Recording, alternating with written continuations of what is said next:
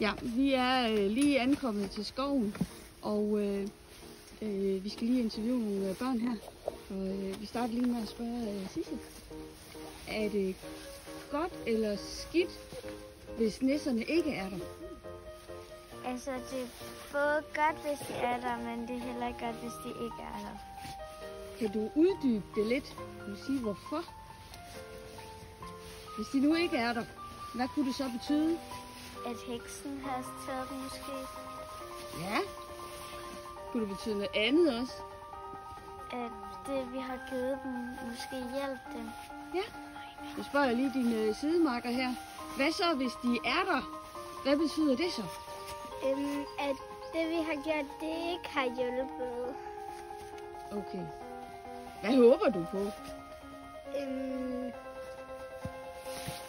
At de ikke er der. At de ikke er der. Sådan, at det, vi gjorde, det hjælp. Okay. Men hvad så, nu skal vi lige have mikrofonen herover, tror jeg. Vil du komme til at savne dem, hvis de ikke var der? Ja. Skal vi lade os overraske og gå derned? Ja. Ses senere. Nå, nu er vi jo så nået herned. Og Eivind, er de der endnu? Ja. Og der er et brev. Og der er et brev. Og jeg har aftalt med Sofie, at vi går ind og henter brevet. Og jeg læser det. Nej, Adam. Nej. Jo, Malia. Du kan ikke læse. Så lad os se. Ja. Hvad står der på det, Sofie? Står der noget på det, Sofie? Ja. Hvad står der? Til de søde børn.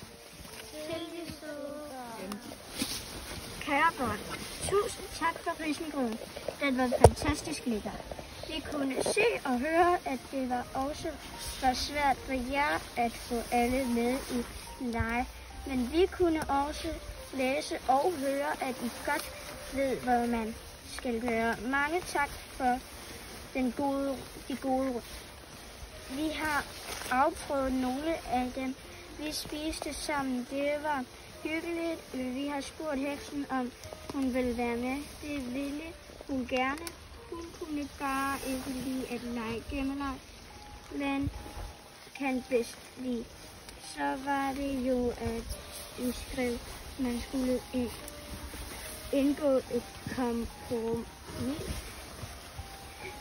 Så det blev til et fangeleg.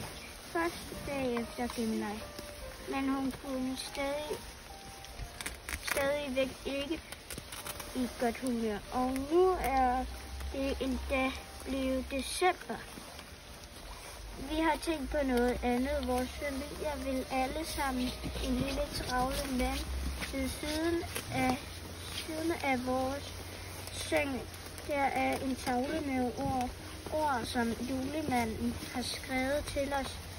Hver især på Lydas tavle står der: du er modig, sød og opfindsom og god til at trøste på min tavle, står der. Du er hjælpsom, klog og betænksom og ærlig. Så var det, vi tænkte, at har heksen brug for sådan en tavle lave en tavle til hende med mindst 3 fantastiske egenskaber. Sådan en tavle med gode ord, så hun ved, at hun også kan blive en god heks. Læg tavlen hos os, så vil vi give den videre til heksen. Tusind tak, fordi I er hjælpsomme. Vi har lagt noget under tæppet til jer. Jeg tænker, Adam han ville jo egentlig så gerne have læst, så hvis det er Adam, hvis du lige går ind og kigger under tæppet. Prøv det, Adam.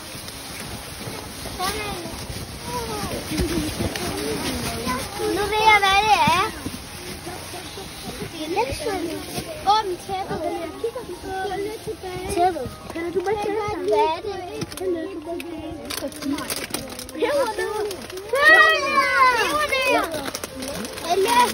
Der er 2. Der er 2. Det kan vi jo få, når vi sidder og laver en liste til heksen over gode egenskaber. Det går.